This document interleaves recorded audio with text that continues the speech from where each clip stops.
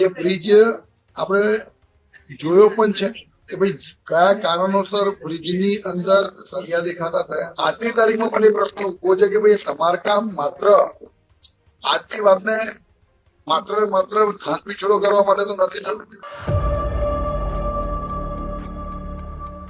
ખૂબ ગંભીરતાથી આ વાતને લઈને મેં વિજિલન્સની તપાસ પણ માંગી છે અને જો ગંભીરતાથી નહીં લે તો આવનારા દિવસોની અંદર જે પણ જવાબદાર અધિકારી અને કોન્ટ્રાક્ટર છે એનું પરિણામ ભોગવશે. આગામી દિવસની અંદર વ્યવસ્થિત ટ્રીટમેન્ટ સાથે બ્રિજ પાછો ઉભો કરવાની જવાબદારી ડિપાર્ટમેન્ટની અને કોન્ટ્રાક્ટરની છે. જો કોઈ પણ નુકસાન થશે, કોઈ જાનહાની થશે એની જવાબદારી વડોદરાના સાવલી ઉદલપુર માર્ગ પર બ્રિજ ફરી વિવાદમાં આવ્યો છે. કોઈ જાનહાની થાય તો તંત્ર જવાબદાર રહેશે તેવી વાત કરતા કેતન ઇનામદાર જોવા મળ્યા. કામ અંગે અનેક સવાલો યથાવત જોવા મળી રહ્યા છે. જવાબદારો સામે કાર્યવાહી કરવાની માંગ જે છે તે ઉઠતી જોવા મળી રહી છે.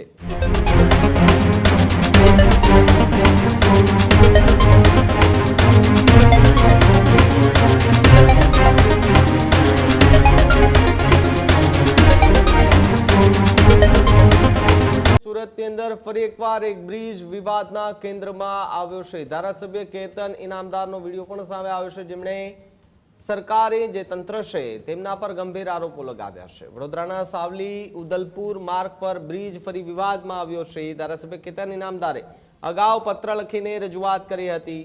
કોઈ જાનહાની થાય તો તંત્ર જવાબદાર રહેશે તેવી વાત કરતા કેતન ઇનામદાર જોવા મળ્યા. રજૂઆત બાદ પણ હજુ સુધી કોઈ નિકાલ ન આવ્યાની વાત છે. જ્યારે બ્રિજ એ કામ અંગે અનેક સવાલો યથાવત જોવા મળી રહ્યા છે.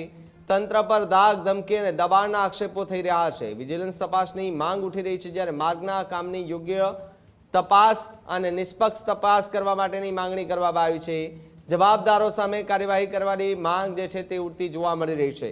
કેટલાક ભ્રષ્ટ અધિકારીઓના કારણે આજે કેટલાક બ્રિજો જે છે તે ખખડધજ હાલતમાં છે. વરસાદ જ્યારે આવશે અને વરસાદનું પાણી ભરાશે ત્યારે એ અધિકારીઓ મૌન ધારણ કરીને બેસી જશે અને પછી બોલશે નહીં. અત્યારે રિપેર કરવાનો સમય છે તો અત્યારે રિપેર નહીં કરે, જ્યારે ચાલુ વરસાદ થશે તો ત્યારે બધા મેટલો અને ડામર લઈને નીકળી પડશે. ચાલુ વરસાદે કામકાજ શરૂ કરશે કે અમે અહીંયા રોડ બનાવવા માટે આવ્યા છે, આ બ્રિજની ગુણવત્તા થોડી નબળી થઈ ગઈ તો એને મજબૂત બનાવવા માટે આવ્યા છે, આ બધાના દાવાઓ કરશે. જ્યારે કામ કરવાનું હોય ત્યારે સરકારી તંત્ર નથી કરતું, જ્યારે નથી કરવાનું ત્યારે રાત દિવસ ત્યાં મહેનત કરીને કામ કરે છે.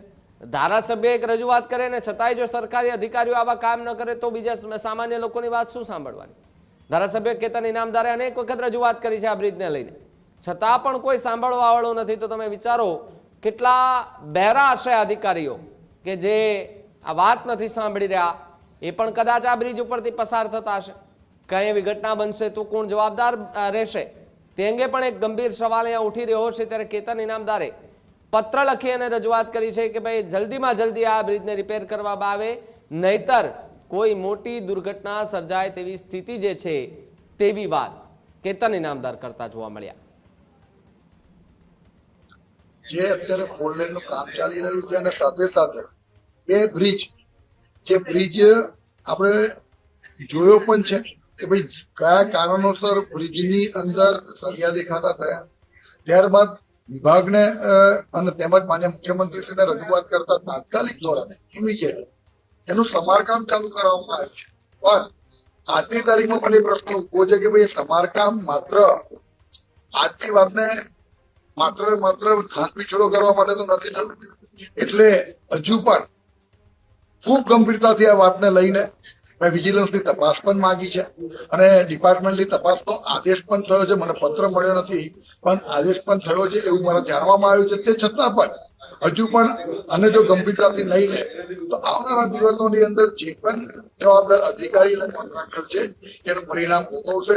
કારણ કે મને હજુ પણ એવો શક છે કે આજની મિનિટના 2 સેકન્ડે જ્યારે આ કામમાં હમણાં જે એમનું ઉપરનું જે લેયર મારવામાં આવ્યું છે, આ કરવામાં આવ્યું છે, જો હમણાં કદાચ હાલ પૂરતું હોય તો વસ્તુ અલગ છે. પણ એમાં આગામી દિવસની અંદર વ્યવસ્થિત ટ્રીટમેન્ટ સાથે બ્રિજ પાછો ઉભો કરવાની જવાબદારી ડિપાર્ટમેન્ટની અને કોન્ટ્રાક્ટરની છે.